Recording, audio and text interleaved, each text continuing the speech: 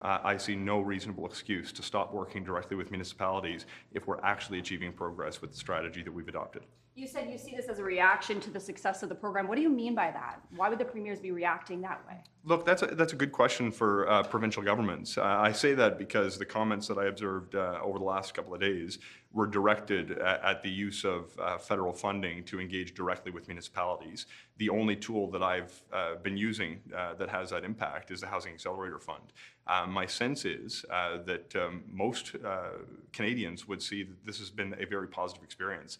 When we're able to create incentives for cities to reduce red tape and to increase their ambition when it comes to permitting and zoning for more homes that are going to create an opportunity for more people, more young people to actually afford to be able to live in communities across Canada, that seems like a good thing.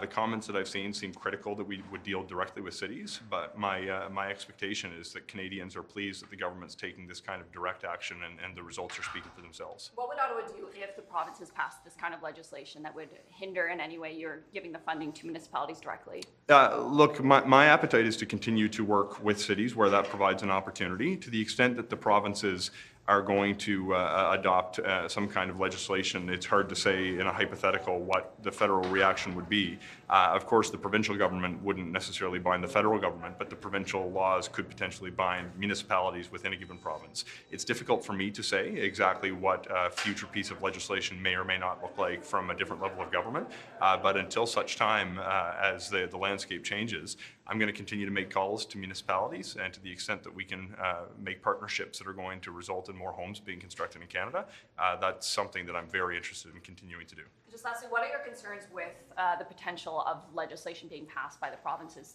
to do this? Look, I concern myself with the landscape that is, not the landscape that may be in the abstract. To the extent that provinces seek to change that landscape, I certainly hope it's not going to be with a view to slow down the very positive relationship that we're building with cities across Canada that's literally resulting in them accelerating the pace of home building during a housing crisis.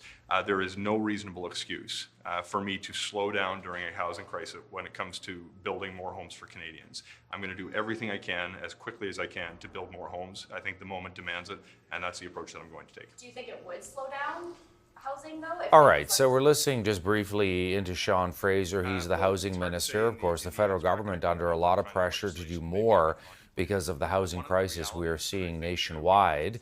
And some discussions about Quebec, for example, which has a separate deal with the federal government in order to negotiate a certain amount of money that Quebec can then give out to different municipalities.